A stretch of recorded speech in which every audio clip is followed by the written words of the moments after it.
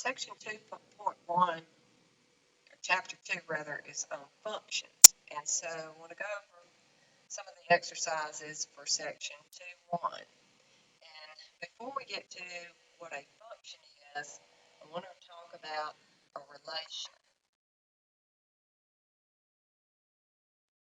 Now, a relation is any set of pairs.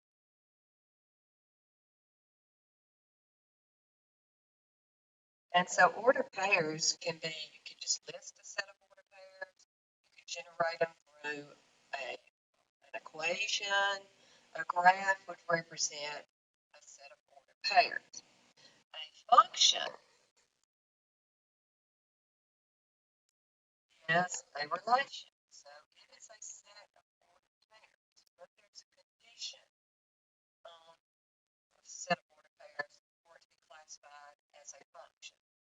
It's a relation in which every first coordinate ordered pair is paired exactly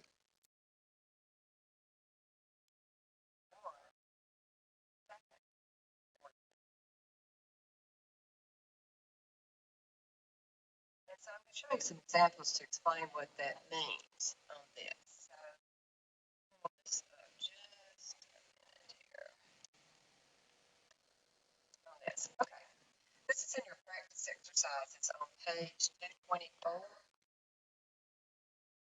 in your ebook. I just pulled up the first 6 exercises. And notice it says determine whether each relation is a function. And we're going to get the domain range, and I'll talk about that as well. So each of these is a set of ordered pairs, and each one is a relation. If you have a set of ordered pairs, then like this, look at number 2. The first ordered pair, the x coordinate, the first coordinate is 4, the second coordinate is 5. And the second ordered pair, the first coordinate is 6, the second coordinate is 7. And the third one, they're both 8 on this. So the domain of a relation is just all the first coordinates or all the x coordinates in the ordered pairs. So the domain for this particular one, look at number 2, is equal to 4, 6, and 8. We just list those numbers that are first in each of the ordered pairs. The range set of second coordinates or all those second coordinates in the ordered pairs. So the range for this particular relation includes the numbers 5, 7, and 8. So it's real easy to get the domain and range if you have the ordered pairs listed. Now, a relation is a function if every x coordinate is paired with exactly one y coordinate. So if you look at the x coordinates, every x coordinate has to be different. In other words, you cannot have 2 ordered pairs with the same first coordinate. So this one is a function. Okay, let's look at number 4. And so if we want to look at the domain, that's all the first coordinates, 5, 5, 6, 6. What do you notice right off? The first 2 ordered pairs have the same x coordinate. So this one is not a function, because no 2 points can have the same first coordinate or x coordinate. The domain for number 4 includes 5 and 6. So you need to write those more than once if that is the same number. And then the range includes the number 6 and 7. It doesn't really matter about the range as far as it being a function or not. It's just that every x coordinate has to be different. If you look at number 5, look at the x coordinates, 3, 5, 7, 4. They're all different.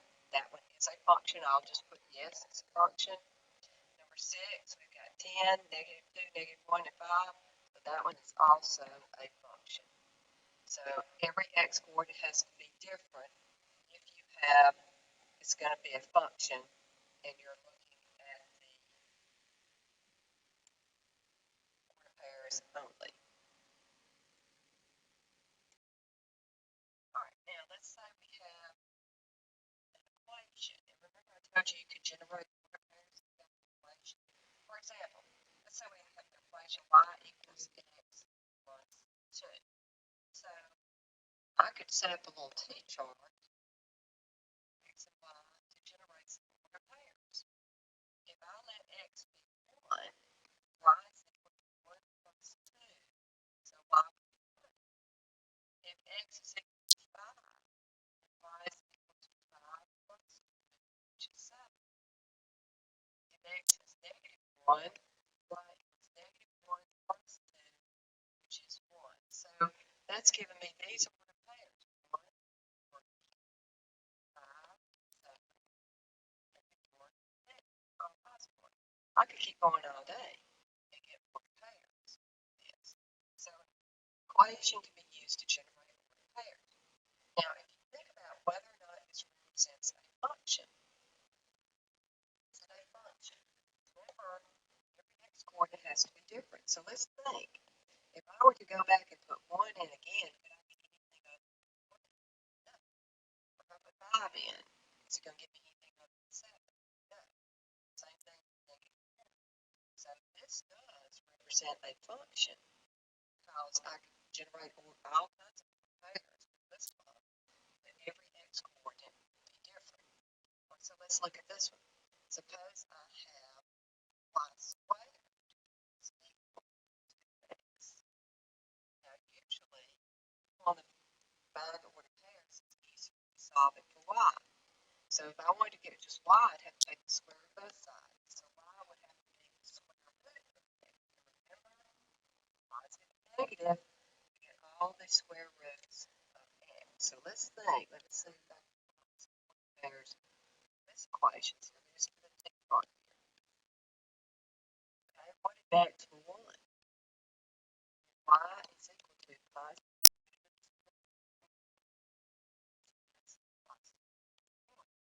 If x is 1, y could be positive 1. It could also be negative 1. So what's happening right here? One on the pair would be 1, 1. Another one is same x.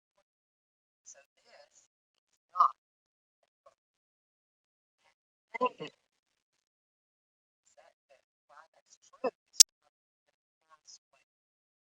X can be to any power, but the y cannot be squared or to any even power. So let's look at some of these back in your exercises. Again, kind of small, sorry about that.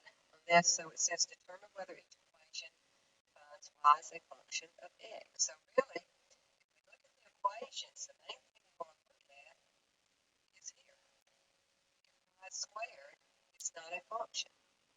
It's okay for y to be the first, it's okay for y to be here. It cannot be to an even power. So this one is not a function. This one, yes, it's a function. So if it's an equation and the x cannot be raised to an even power.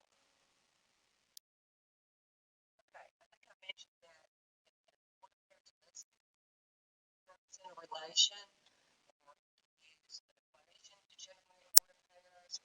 Also, a graph be represented by order pairs. So these are some examples of graphs on page 205. And so, ask the question whether the graph represents a function. So, a question mark there. Remember, no two points can have the same first coordinate. If you have 2 points that have the same first coordinate, let's say you have the point 2, 1, and then you have the point 2, 3, those points, 2, negative 1 will be right there, and then 2, 1, 2, 3 will be right there. Look at those 2 points are on the same vertical line. Every point on that vertical line straight would have 2 as the first coordinates. So if you look at that graph,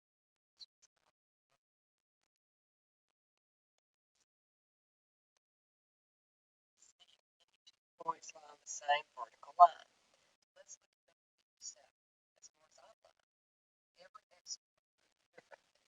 exercise, drawing a vertical line through the opposite that is a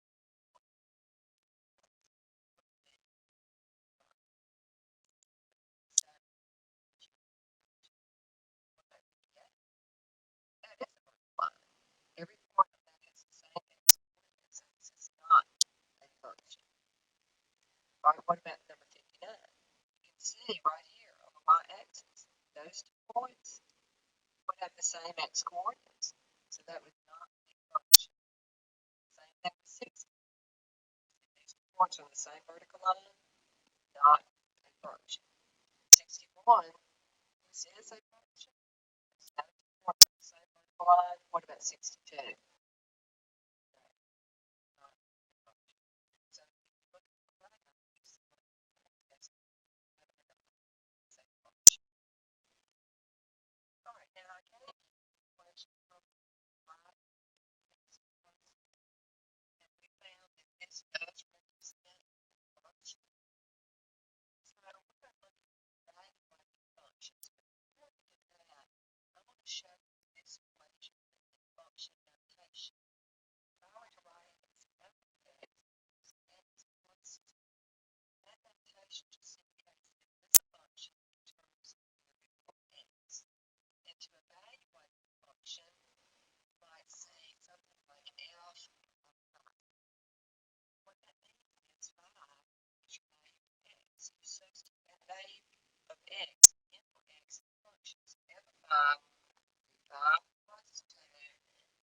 Work that out to get 7.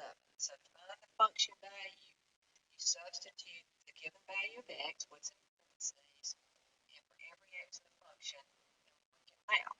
So let's look at a few of these. These are in your exercises. And so we'll just mark a few of these. Let's look at number 20. Let's look at number 30. So the function g of x and x minus 1. And so we want g of x, 1 in for every x, which means that's parentheses squared minus 10 square a negative 1. So negative 1 times negative 1 is a positive 1. Negative 10 times negative 1 is plus, and then 4 from left to right. 1 plus 10 is 11. 11 minus 1 is 8. So g of x is 8. Okay, the big part is by g of x plus 3. So whatever's in parentheses is what you substitute in for x in the original function. So that means I'm going to say x plus 2 squared minus 10 plus 3. Now we have to square x plus 2. If you care, there's a shortcut you can use, or if you're not sure about it, side and multiply of x plus 2. If I use the shortcut, I would square x to get x squared, multiply those together, which is 2x, double it, so x times 2 is 4x, and square 2 to get 4. And then I'm multiplying negative 2 times x plus 2, so that would be minus negative 10 rather times x plus 2, minus 10 times x, and negative 10 times 2 is minus 3. So I want to combine like terms. I have x squared, 4x minus 10x would be minus 6x. And 4 minus 3 is negative 17. Negative 17 minus 3 minus 3. So that would be g of x plus 2. And then the last one is g of negative x. And so remember it's x cubed, x squared minus 10x minus 3. And so I've got x squared 10 times negative square negative x is a positive x squared. A negative times a negative makes that plus 10x. So you just substitute